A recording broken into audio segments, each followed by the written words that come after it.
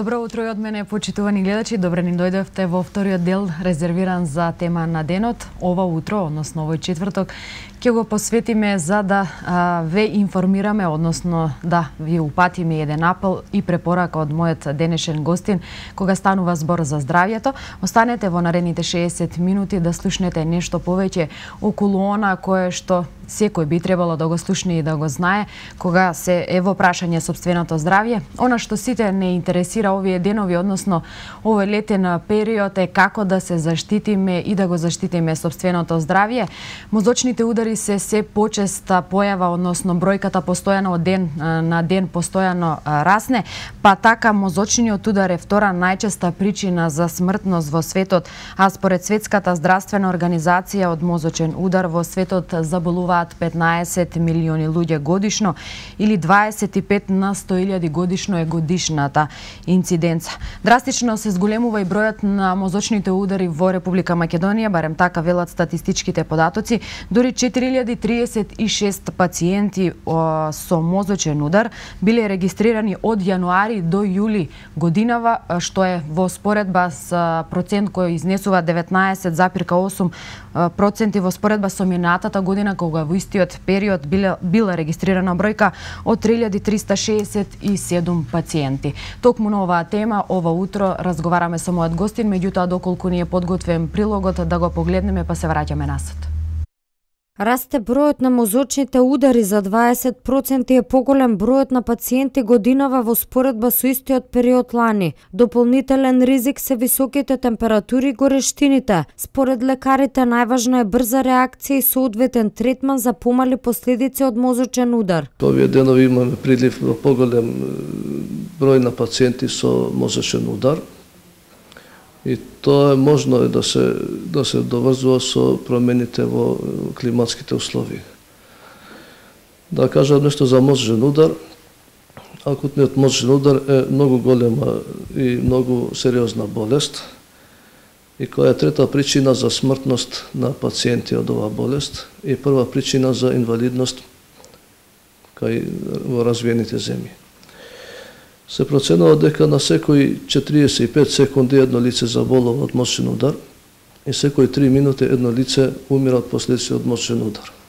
Клучен момент е раното пристигнување на пациентот во здравствената установа со цел на времено аплицирање на терапијата, а со тоа и спасување на човечкиот живот и подобрување на квалитетот на животот на пациентот. Доктора Сипи со препорака до граѓаните како да се заштитат од мозочен удар, кој е најчест во овој период од годината. Па сега актуелно поради овој појава на топлотен бран, пиење големи количини течности, вода, после чување на излагање на сонцеви израци овие денови, од 10-11 часот па до 5 часот, и тоа е генерално. Па треба да се препознаат симптомите, тоа е промена на свеста, има некои симптоми кои се со слабост на некои од екстремитетите, треба веднаш да се вика брза помош и да се донесе тука, ние да можеме да правиме после тоа што треба.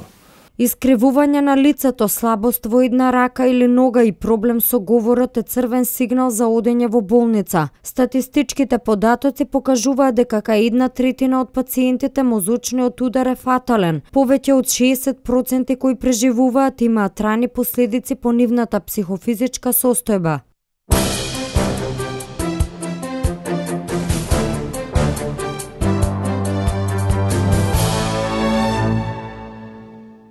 Ете така го погледнавме прилогот, тоа е нашата денешна тема, а на оваа тема на многу важни прашања одговор ќе добијам од невропсихијатарот Драги Караджински. Добро утро и добре ни дојдовте, ви посакувам пријатен ден.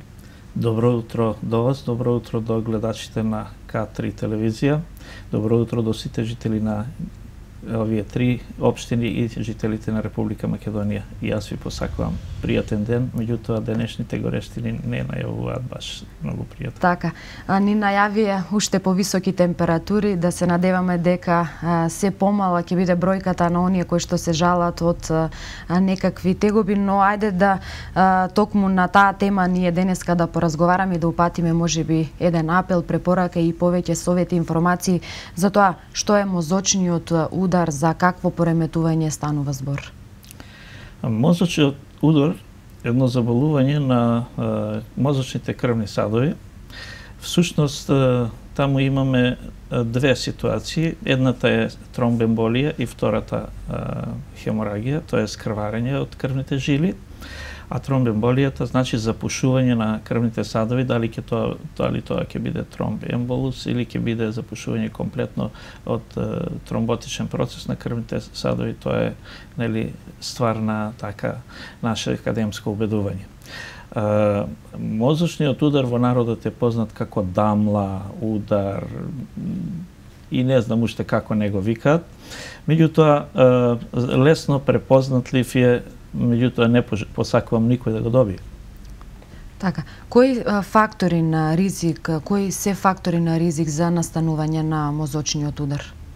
Во фактори на ризик се вбројуваат прво артериосклерозата на крвните садови, понатака високиот крвен притисок, возраста се разбира на пациентите, таму се вбројуваат и пушењето, се вбројуваат и алкохолизмот, и ред други фактори, маснотиите, исто така зголемената количина на масноти во крвта, сите тие се фактори на ризик за настанување на мозочен удар. Среќа е, јас велам среќа е, што мозочниот удар ги зафаќа третото доба од животот на, тоест касното доба од животот на пациентите, некаде над 55-60 години. Инаку имаме мозочни удари и кај помлади пациенти, меѓутоа грото се тука на возраста над 60 години, затоа што и тогаш атеросклерозата допринела и сите овие фактори што ги набројав пред малку допринеле за нели промена на составот, односно промена на луменот на крвните садови и намалување на циркулација на крв во мозокот, тоест исхрана на мозокот. Така, можеме ли да влијаеме еве конкретно на овие фактори кои што ги наброевме, за многумина од нив можеме да влијаеме, еве кога станува збор за навиките, за пушењето, се разбира, да. Може да се влијае на голем број од овие фактори на ризик, можеби не може да се влијае на старењето на организмот. Тоа не може секако да се спречи. И таму би требало, нели, исхраната е еден важен елемент во сето тоа. Употребата, нели, на, односно безалкохолни пијалоци, без употреба на алкохолни пијалоци во менито наше, многу масноти. Денеска луѓето се многу статични и тоа е проблем околу мозочниот удар, како што и мозочниот инфаркт, односно како што и срцевиот инфаркт, ова се всушност мозочен инфаркт. За оние зборувам, дали е тоа хеморагичен или рековме на почетокот или тромботичен, тоа е ствар на наше диагностицирање во и терапијата се разбира е диаметрално спротивна. Кај мозочниот удар каде што имаме крварење, таму се зауставува крварењето со лекарства, додека кај мозочните удари кои што настануваат поради тромбемболија, односно за запушување на крвните садови, стопирање на циркулација, таму пак се оди на лизирање на тромбот и повторно воспоставување на циркулацијата во мозокот. Така, кои се, еве, да кажеме, знаците или симптомите по кои може да препознаеме мозочен удар? Знаци и симптоми се воочливи, некогаш ние малку со интернистите се чепкаме околу оваа работа, меѓутоа се што ќе видат они како вртоглавица го крстат како, нели, мозочен удар и ги праќаат пациентите кај нас. Меѓутоа има еден симптом и појава на вртоглавица, појава на главоболки и најуочливиот дел е зафаќање со пареза или парализа на една страна на организмот. Пареза значи не целосно, значи сепак може екстремитетите да ги помера, меѓутоа моториката е намалена и не е можно да ги изведува сите покрети како што треба да ги изведува човекот кога е здрав. И тогаш сите може да го препознаат кога е во таква ситуација, додека вртоглавицата малку не шета, да ги праќаат кај интернистите, да ги праќаат општите доктори кај нас, а на крај се воспоставува диагнозата со компјутерска томографија и секако ние од нашето искуство знаеме што значи тоа мозочен удар и на кој начин да го ние веќе диагностицираме. За општото население, значи главоболка, вртоглавица, пореметување на свеста и трпнење, мравињање, како тоа го викаат, нели, трнење на една страна на екстремитетот кој е во почетокот, а потоа моторна слабост на истите екстремитети, дали ќе бидат тоа левите или десните, зависи кој дел во мозокот е зафатен со мозочен удар. Ако е зафатена десната страна, ќе имаме пареза или парализа на левостраните екстремитети, а ако е зафатена левата хемисфера во мозокот, тогаш ќе имаме хемипареза од десната страна на организмот. Така, дали пациентите кои што доаѓаат кај вас ги третирате според тоа, дали воочливо е тоа да се случи парализа на едниот дел, зависно од која страна е зафатено, дали секогаш ги третирате така за да конкретно точно утврдите дали станува збор за мозочен удар? Мозочниот удар во третманот имаме во почетокот реков, нели, два различни третмани за двата различни мозочни удари. Односно третманот е исти, меѓутоа лековите се различни. За хеморагичниот мозочен удар, крварењето кое што настанува во мозокот кога имаме излевање на крв во мозочното ткиво, тогаш се даваат препарати, витамински препарати и препарати за зауставување на крварењето. Се разбира, многу течности се внесуваат, бидејќи е потребно тие препарати да се внесат венски и се внесуваат инфузиони раствори. А додека мозочниот удар кој што настанува поради тромбемболија, односно запушување на крвните садови, таму се даваат други лекарства кои што ќе направат лиза, односно растварање на тромбот, разбивање на тромбот и воспоставување на циркулацијата во мозокот. Така, секако секој тоа го посакува доколку му се случи вакво нешто. Какви се шансите за преживување од мозочен удар? Вие рековте во почетокот дека смртноста од мозочниот удар е огромна. Така, втор причинител за смртност. Јас прво би го објаснил она што народот го вели 7 дена, 14 дена, 21 ден. Не значи тоа дека секој пациент, ако преживее 7 дена, ќе остане во живот, или ако преживее 21 ден. Меѓутоа, тоа значи дека најмногу од овие пациенти зафатени со мозочни удари умираат, за жал, првите 7 дена. Најголем процент од нив умираат првите 7 дена.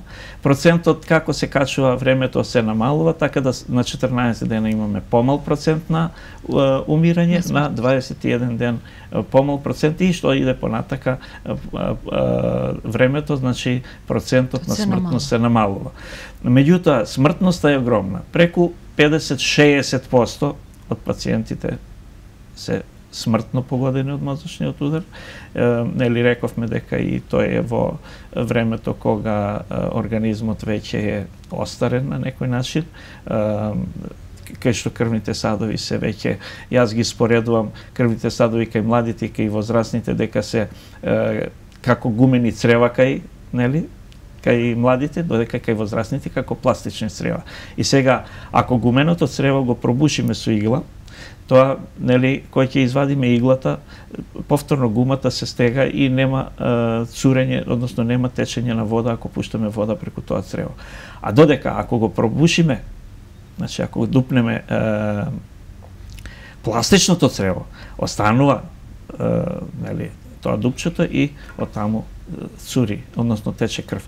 Затоа е потребно, нели, крвниот притисок многу добро да се регулира, мастите да не се многу употребуваат претерано во исхраната, и ред други работи кои што нели хигиено-диететски режим со многу течности, употреба на многу течности каде што се разредува малце крвта и нема таа коагулабилност, односно растварањето сепак нели и даваме нели аспиринот кој го даваме таму исто тој делува така антиагрегационо, не се елементите во крвта згрушуваат, па немаме нели зачепување на крвните садови и настанување на мозачен удар. Тука, например, превенцијата е во тој смисол на превенирање на мозачните удари. Постои ли ризик повторно да се, значи ако еден пациент доживел мозочен удар, постои ли опасност и ризик да доживее повторно мозочен удар? Се разбира дека постои ризик и тоа ризикот е нели зголемен кај тие пациенти, во однос на здравите е 2:1. Значи, ако не ја употребува редовната пропишаната терапија, ако значи не се придржува по хигиено-диететскиот режим кој што му се советува, тогаш многу побрзо ќе настане нов мозачен удар и тој е многу потежак од претходниот мозачен удар, бидејќи сега имаме и организам кој што не е здрав како при првиот мозачен удар, туку веќе начнат во неговото нели во неговиот интегритет. Така да вториот мозачен удар, односно третиот мозачен удар е секогаш за 50% појак од претходниот. Колка ви се еве кога спомнавме дека постои ризик за повторно, значи ако еднаш пациентот доживел, постои ризик уште еднаш да доживее мозочен удар, колка ви се шансите за целосно опоравување и дали воопшто може пациентот после мозочен удар да се опорави? Мозочните удари даваат најголем процент на инвалидитет кај заболените, па некаде инвалидитетот што остануваат нели во пензија е голем. И од таа гледна точка мора да се оди повеќе на превенција отколку на лекувањето на мозочен удар. Секогаш велиме дека превенцијата е и поевтина и поефикасна од лекувањето, бидејќи веќе кога ќе настане мозочен удар, а и сите болести, не само за мозочниот удар, ова се однесува за сите болести. Значи, кога веќе доаѓа на лекување, тогаш шансите се нели 50% веќе намалени. Некаде ако превенцијата е добра, за да не настане, најубаво е така. Меѓутоа, кога ќе настане, треба пак веднаш да се почнат да се применуваат мерки кои што ќе доведат до отклонување, односно до враќање на интегритетот на организмот, колку е тоа можно, нели, дали ќе се врати 100% или 50%. Значи, некаде 10% од сите пациенти одат во пензија, се разбереме. Тие и прв мозочен удар што ќе добијат. Најмалку 10% одат во пензија, никогаш не може да се опорави целосно, значи ако е зафатена раката и ногата, тој останува инвалид со недвижење на рака и нога, додека некаде преку 50% веќе луѓето имаат намалена работна способност од тие што доживеале мозочен удар.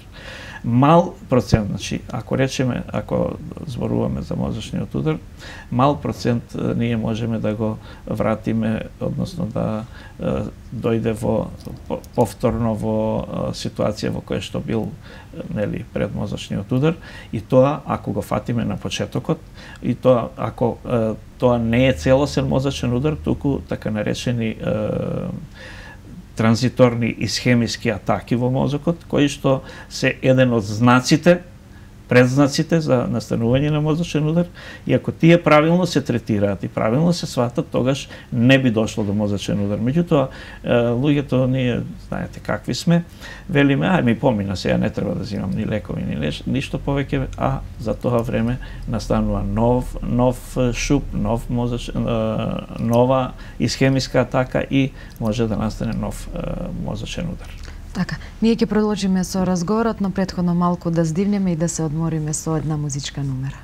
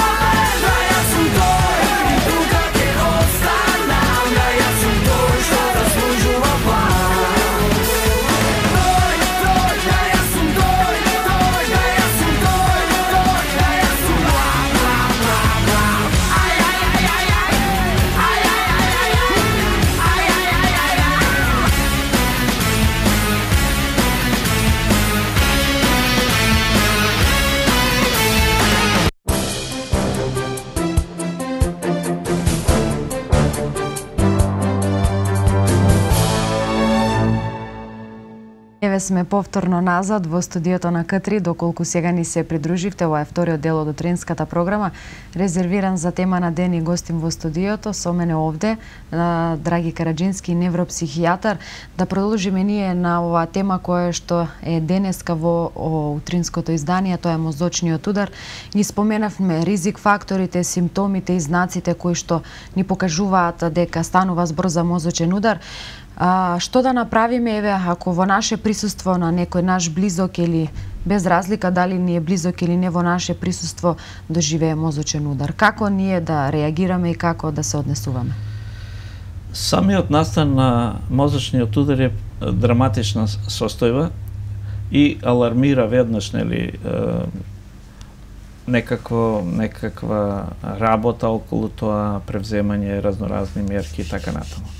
При мозочниот удар некогаш многу се греши. Земаат ги поливаат со ладна вода. Ладната вода можеби во моментот што не знам да го објаснам тоа, нели, како делува.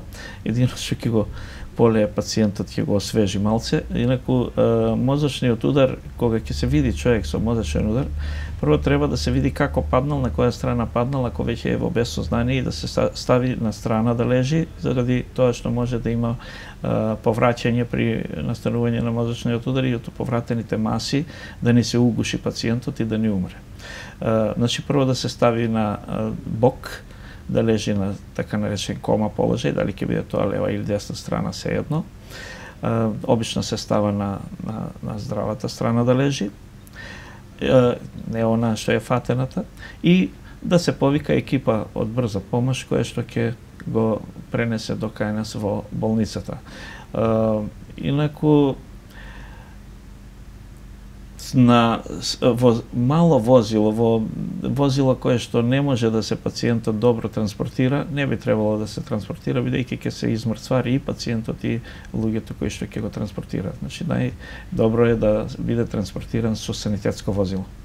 Така, тоа е амбулантното возило, значи тоа би било и клучното да се повика во најбрз момент екипата на итната помош за да може на време да се реагира. 094 и мислам да им се објасни на луѓето дека се случило тоа и тоа, не многу нели разјаснување, објаснување, вакови пациентот онако обично имаат обичај да прашаат колку е стар, па за мене тоа не значи ништо, колку и да е стар човекот, што му се случило, каде се случило, ако е на јавно место, никогаш во брза помош. Јас сум работел 5 години, не сум прашал кој е, каков е, што е, дали има некого и така натаму, колку е стар и кој го знае него на автобуска станица, ако паднал или на пазар или некаде на плаштат.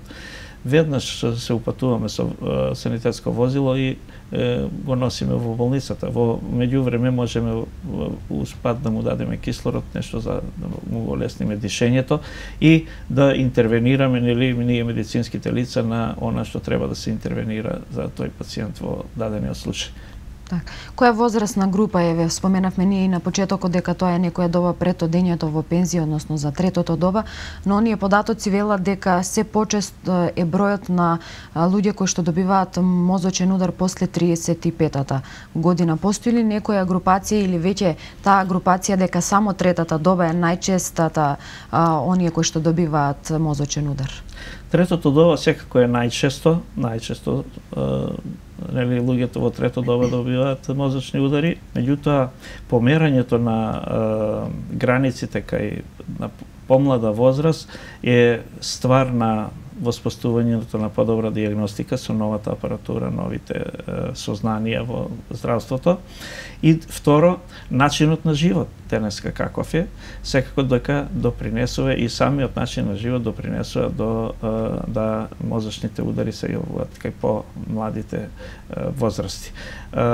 Например, мозочен удар може да се добие и во време кога е човекот ептен млад и кога се прави некоја интервенција и во таа мислам хируршка интервенција да дојде до тромбоемболични процеси или во сообраќајките. Сообраќајките најчесто доаѓа до при кршење на големите, на долгите коски, до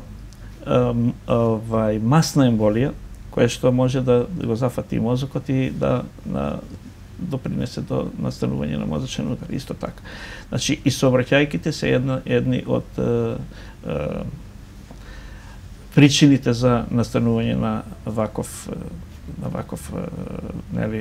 болест кај населението. Па таму некаде се намалува бројката, пошто помладите возат повеќе коли и кај нив е поголема бројот на овие сообраќајни незгоди. Така, имате ли вие конкретно за вас во вашето долгогодишно искуство како невропсихијатар за да се имате сочено со пример, односно најмладиот пациент кој што доживеал мозочен удар? Па ние сме имале и 30 годишен и 22 годишен пациент. Се сеќавам на едно младо момче, ми се чини дека имаше само 17 години кога доби така мозочен удар. Меѓутоа, за среќа, тие не беа фатални, мислам, ние што ги знам, тие завршија добро со терапијата која што ја применивме. Не беа фатални во смисла на тие останаа живи и ден денеска се активни граѓани на Куманово и си ги обавуваат сите работи кои што ние здрав човек ги обавува. Тие се, значи, целосно излечени. Так, да споменеме нешто околу самиот, значи, доколку настане мозочен удар. Кој е клучниот момент за да се помогне, за да се направи се што треба за да тоа не помине во уште поголемо? Кој е клучниот момент, освен одењето на лекари, доаѓањето на брзата помош? Јас реков, клучниот момент при настанување на мозочниот удар нели е ситуација, тоа е непредвидлива ситуација, например. Так. Не може да никој да ја предвиди, нити пак да ја почувствува дека ќе се случи.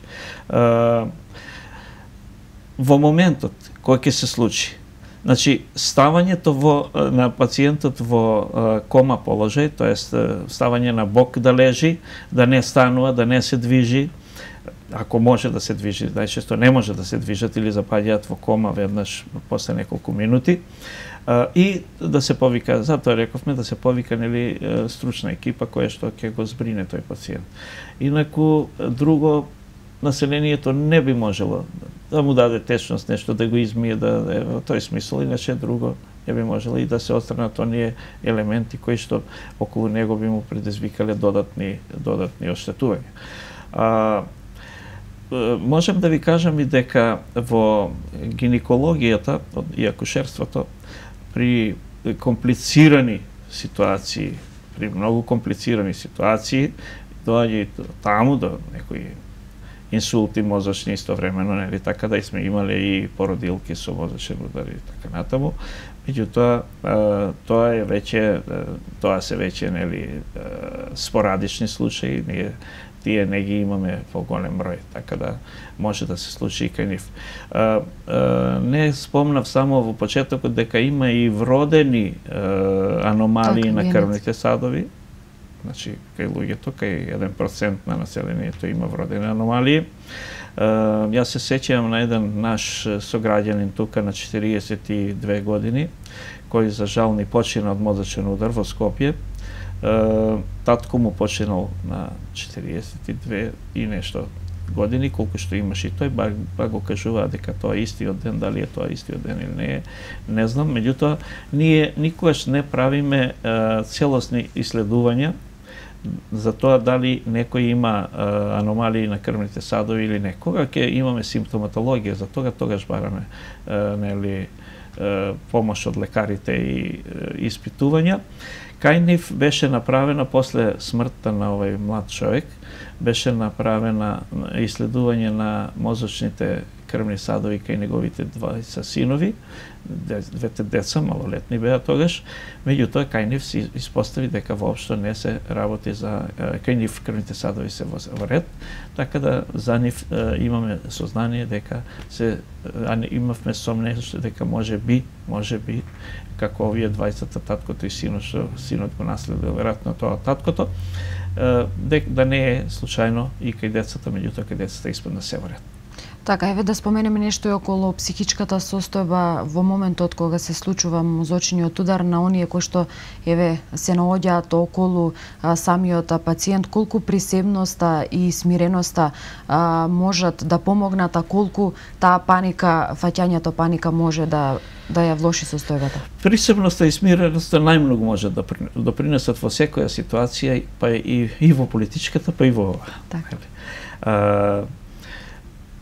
Ако оние што се наоѓаат околу пациентот кој што добил мозочен удар се испаничат, ништо не може да направат. Меѓутоа, ако бидат присебни, тогаш би можеле да му помогнат на пациентот. Тие се фаќаат за глава и не знаат сами со себе што да работат, а камоли па со пациентот што да прават. Значи, најосновна е присебноста. Што и да се случува, ако сакаме да помогнеме, треба да бидеме присебни, да се прибереме и да почнеме да работиме. Инаку, со викање, со паничење, а најчесто, рековме, мозочниот удар е една ситуација која што е навистина ургентна, навистина драматична за околината. Навистина тоа се случува пред очите на сите, а ништо не може да му помогне, но најтешко е на пациент кој не може да му помогнеш. Мене ми е најтешко кога знам дека пациентот не можам ништо да му помогнем, а давам се што треба, меѓутоа знам дека тоа што го давам иде во како да носиме, тоа значи како да носиме вода со решето и меѓутоа мора да се помогне до некаде, па сега колку ќе помогнеме, тоа зависи од самиот пациент, од конструкцијата на организмот, од здравствените други проблеми кои што ги имал претходно, односно од здравствената состојба на целокупниот организам и од неговите генетски особини и така натаму. Така, психичката состојба се разбира на оние кои што се наоѓаат во негова близина и како е битна, но што со психичката состојба кога е во прашање пациентот, освен до она што тој го доживеал, секако голема улога игра и неговата психичка состојба. Како тие се чувствуваат, ако можеме да споменеме нешто околу тоа? Во момент на удар, мозочен удар, би требало од присутните самите присутни да ги изолираат оние луѓе кои што ќе дигнат паника. Во тој момент, значи, на настанување на мозочен удар. А после во текот на времето, кои ќе дојдат кај нас во здравствената установа, односно кои ќе дојдат во стационарот, на нашето оделение, тогаш сме ние таму за да им објасниме што се случува на луѓето, за да им кажеме што би очекувале ние, и што би требало да се превзема понатака за да нешто му се помогне на пациентот. Инаку, транспортот првите 2-3 дена не е многу пожелен, бидејќи со самото транспортирање, па со било какво средство да се транспортира пациентот, ако не е стабилизиран, значи, ако е крварење, ќе не искрвари до Скопје, па ништо не може да направиме. Значи, треба ние да го стационираме тука, па тогаш да го пуштиме да оди во Скопје, односно на повисока клиника, кај што може повеќе да му се помогне. Ако ние веднаш го пратиме, а не сме воспоставиле сигурност на виталните параметри, тогаш не сме направиле ништо. Пациентот треба целосно да се кај нас рехабилитира на некој начин и кога е спремен за транспорт, тогаш го транспортираме со екипа.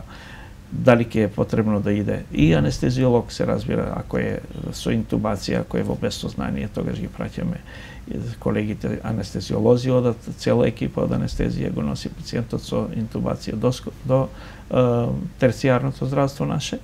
А ако не е потребно, тогаш го транспортираат нашите медицински работници кои што можат да му помогнат на пациентот до транспортирањето во терцијарното здравство на Скопје.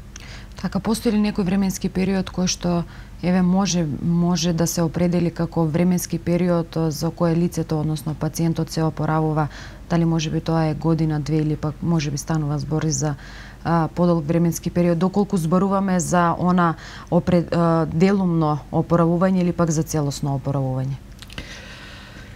Обично првите 3 дена, првите 3 дена, тоа од искуство ви го кажам,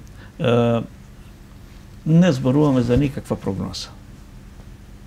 Случајот е тежок, воспоставуваме се што, односно даваме се што е потребно да му се даде на пациентот, ако немаме во болницата се снабдуваат од аптеките и така натаму. И се вклучува терапијата и првите 3 дена во моментот кога настанал мозочниот удар, пациентот се уште може да ги мрда раката и ногата, да кажеме, ако е левата или десната, се едно.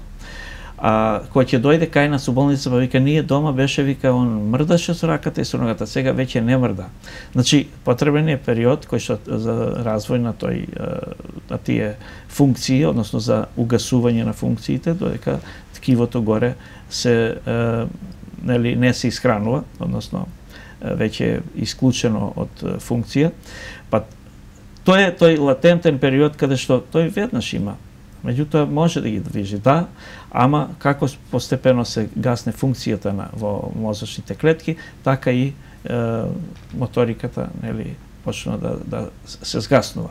Значи, првите 3 дена обично пациентот иде во полоша состојба, во смисол на ова што до сега објаснував, а после вториот, третиот ден почнува од нашата терапија почнува, нели, прво процесот го зауставуваме на моментот кога дошол кај нас, значи на тој момент да можеме да го зауставиме и постепено да го на некој начин подигаме, односно да го рехабилитираме и да делуваме на отклонување на причината за настанување на мозочниот удар. Така, постои ли еве некоја конкретна групација, дали е под година или 2 или пак можеби некој одреден подолг временски период е потребен за да се опорави делумно или целосно пациентот? Какви случаи барем вие сте имале до сега? Опоравувањето најчесто е за, да кажеме, месец дена, 2-3 месеца, месец дена, тие најлесните мозочни удари. Значи, зависи од тежината на мозочниот удар, зафатеноста на одредени области во мозокот, кои што, значи, функцијата зависи на екстремитетите од структури во мозокот. Ако структурите во мозокот се зафатени кај што се проектираат, да кажеме, раката и ногата, тогаш комплетно е зафатена целата. Ако е зафатена, може да биде зафатена структурата кај што е сместен центарот за говор, брокиниот центар, само таму да има, да кажеме, сме имале случај, само таму да има запушување на крвен сат и тоа не може само да зборува. Значи, тој не може да зборува, го разбира говорот што му го зборува човекот од страна, нали, друг, меѓутоа не може да зборува и тоа е мозочен удар. А додека опоравувањето, значи, зависи од тоа каде, кој дел на мозокот е зафатен, колкави крвни жили и колку можеме тоа да го рехабилитираме. Има сега по новите методи лиза која што се врши на тромбите, поготово на тромбите во крвните садови во мозокот, па остануваме целосно враќање на сите функции во организмот, односно сите функции на истиот пациент, така да целосно оздравува. Мада тој процент се уште не е, тоа е нова метода која што се применува и треба многу услови да бидат исполнети за да таа се примени. Потребни се сет стручњаци околу сето тоа и значи времето ќе покаже колку таа метода сега за сега, значи успехот е прилично зголемен со методата на лиза во крвните садови, во самиот лумен на крвниот сад, ама е потребна, нели, рековме, екипа која што треба да е сочинува невропсихијатар или невролог, односно неврохирург да биде присутен тука да биде присутен кардиолог, тука да биде присутен анестезиолог и така натаму. Така, вие во вашето долгогодишно искуство имате голем број на вакви случаи секако. За жал, докаде еве напредокот на медицината од тогаш кога вие почнувавте до ова каде што работите сега, како напредокот на медицината се разбира позитивно влијае врз опоравувањето и помагањето на самиот процес на опоравување на пациентите? Па медицината оди напред, се разбира, поготово техниката во медицината. Јас кога дојдов на работа тука во Куманово во болницата. Ние имавме едно старо ЕЕГ, кај што снимавме само електроенцефалографија, која е исклучиво наменета за епилепсиите и мозочна циркулација. Додека денеска имаме и компјутер во Куманово. Немаме само магнетна резонанса, се рачуна Скопје дека е близко, па таму има 2, 3, 4, 5, колку си, ја не знам, а и приватни има неколку. А ние во Куманово немаме. За жал, ние малку патиме тоа што сме близко до Скопје, па виках ќе дојде, тоа не е близко и каде е Скопје, ќе го пренесат пациентот тука. Меѓутоа потребно е, сето тоа е потребно. Еве, гледате дека во цела Македонија сега има компјутери скоро во сите поголеми болници, во сите поголеми центри медицински. И така да техниката на веќе еве за мозочниот удар првиот ден кај нас, ако го сликаме првиот ден, можеме само да диференцираме дали се работи за крварење или за тромбоемболија. Тука ние, значи, диференцијално диагностички, што после тоа треба да дадеме во лекувањето. Преку 70%, дори преку некои вела дека и преку 85%, првиот ден, ако се сликаат мозочните удари кои што настанале поради тромбоемболија, снимката е негативна, односно не се добива никаков резултат. Се добива дека е исправно. Меѓутоа, после 3 дена, после 72 часа, да кажеме, веќе имаме снимка која што покажува дека настанал мозочен удар, затоа што има потреба од време кое што треба да ги време каде што клетките ќе трпат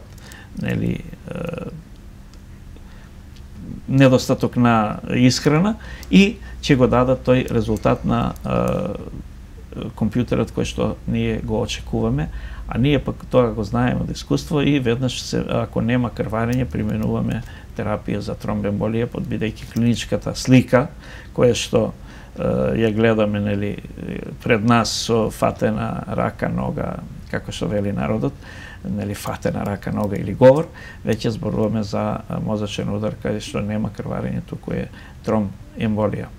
Така, она што ова период, особено последниве 2 до 3 недели се актуелни, тоа се високите температури кои ја зафатија Македонија, изнесуваат над 40 степени, а не го одминуваат ниту нашиот регион. Како да се заштитиме еве конкретно при вакви високи температури и оние кои што можеби имаат проблеми со крвниот притисок и оние кои што можеби немаат? Високите температури едни се не само високите, него и оние ниските температури. Колебањето, температурните разлики е па најпроблематично за здравјето на луѓето. Колебањето во температурните разлики. Значи, дури се препорачува денеска да човекот кога влегува во својот автомобил, ако е или кога излегува, ако е под клима, да ја подотвори вратата па да поседи малку во автомобилот за да се адаптира организмот, па тогаш да излезе надвор, или обратно, кога влегува во автомобилот ако е под клима да се адаптира, па тогаш да влезе во него. Значи, температурните разлики организмот не може многу да ги поднесува. Инаку, глобалново затоплување кое што не прати последните 10 години, може и повеќе, ние порано, јас се сеќавам, имало температури 37-38, па леле изгорев од врукина, а денеска се качува температурата над 40 степени и како нема да делува на негативно, ќе делува, секако дека ќе делува. Кај многу, да кажем, сега од искуство, да ви кажем дека ова лето кога почна, да кажеме некаде во јуни месец на почетокот или крај на мај, веќе и тогаш имаше високи температури. Многу од пациенти дојдоа да се жалат на вртоглавици. Многу од пациенти дојдоа да се жалат на главоболки. И моето прво прашање на работното место беше дали денеска беше изложен на сонце. Да, работев на сонце.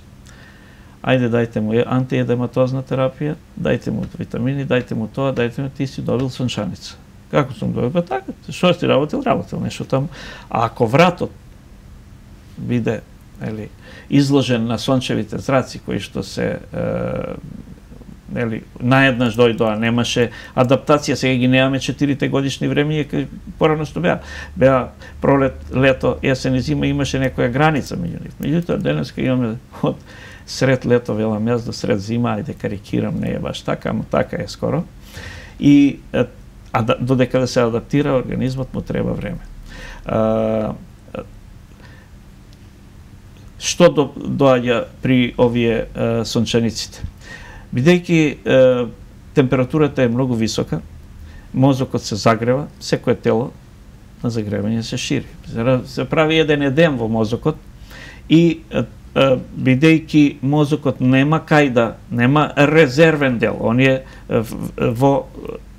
обиколен со коски.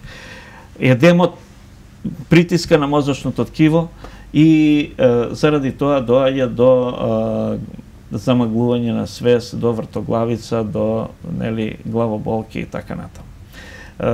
Исто така, при овие горештини може да дојде до топлотен удар, приликом возење во автобус, да кажеме, во гужва, кога се луѓето и така натаму. Тогаш, од прегрејување на самиот организам не може да се изврши таа аутогена, само како се вели, саморегулација во организмот, нели, на таа температурата, која што и организмот веќе крахира. Најосетлив на недостаток на кислород, на недостаток на исхрана е мозочното ткиво и заради тоа се јавуваат симптоми од мозокот прво, па после натака се појавуваат и другите симптоми во смисол на нели грчеви и така натаму и така натаму. Значи заштитата би се состоела и друга превенција тука немаме. Најосетливите категории, пак алудирам на повозрастните, ама не е тоа да не е ни за младите, се разбира, доколку колку е можно. Ако мора да излегуваат надвор, секојаш да носат некоја заштита, шешир на главата, капа и така натаму, за да го заштитат овој тилен дел на главата и целата, значи мозочното ткиво да се заштити, мозокот, од прегрејување. А ако нема потреба, возрастните или болните пак воопште не треба да излегуваат. Меѓутоа, за овие зборам здрави луѓе, ако нема потреба да го избегнуваат излегувањето, директно излагање на сончевите зраци помеѓу 11 и 17 часот попладне. Мада јас би рекол не тоа, него од 10 до 18 часот, бидејќи и во 18 часот сега попладневните часови се многу топли тука некаде пред заидување на сонцето. Така, да не заборавиме секако да спомениме битен фактор и елемент кога станува збор за исхраната, за дали тоа се води здрав или нездрав начин на живот, а ние се почесто, односно нездравата исхрана станува секојдневно, особено кај младите лица. Колку е, докаде е свеста кај граѓанинот, еве, кај пациентите, дека токму нездравиот начин на исхрана може да придонесе до одредено пореметување на организмот? Ние секојаш си велиме луѓето, ај па тоа ли мене ке ме снајде, нели? Обично така велиме, ај па тоа не е, таа далеку било и така натаму и така натаму. Меѓутоа, и облекувањето, и исхраната, и хигиено-диететскиот режим, да кажеме, се многу битни во оваа ситуација. Носењето на посветла облека, се разбира дека е препорачливо во летните периоди, или лесно облечени и во светли бои, не темната боја, например, ова црното, нели, повеќе привлекува сонце и така натаму за да чуете зраци. Исхраната да биде лесна исхрана, со многу течности, со витамински препарати повеќе зеленчуци, овоши и така натаму употреба, и многу течности, но не алкохолни треба. Алкохолот е еден од ризиците за настанување на мозочен удар, не само на мозочен удар, туку и ризик за многу други работи кои што цироза на хепар и така натаму и така натаму.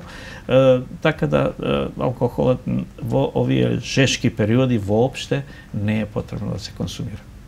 Така, еве, конкретно пред ние да се одјавиме, да упатиме еден апел до сите како да внимаваат. Вие самите испоменавте, споменуваат и метеоролозите и здравствените работници ширум Македонија, да кога е периодот за да не се излегува од дома и што конкретно да се прави?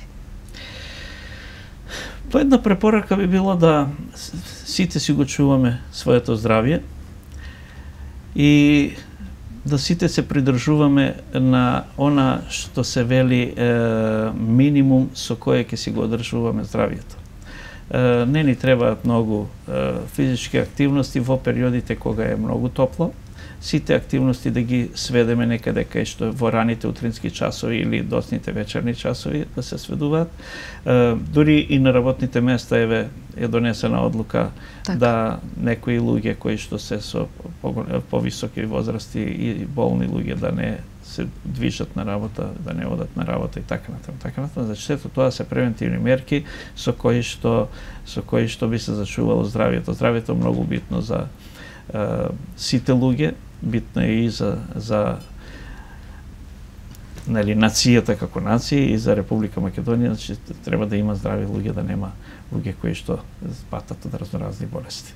Така, времето за разговор ни истече. Јас тука ќе ви се заблагодарам што во утро бевте наш гостин. Се надевам дека оние кои што не следеа слушнаа лично од вас за тоа што значи мозочниот удар, кои се факторите и пред се апелот и препораките кои што ги упативте вие, ги упатуваат и сите здравствени работници во Македонија. Благодарам уште еднаш и се надевам дека оние кои што ова утро беа со нас слушнаа и разбра нешто повеќе околу тоа. Ви благодарам на поканата и јас секојаш радо се одазивам на сите покани кои што ќе ми ги упатат во смисол на зачување на здравјето на нашето население. Така, благодарност уште еднаш до вас, а ние, почитувани гледачи, одиме со една кратка музичка пауза, па се враќаме назад да се одјавиме.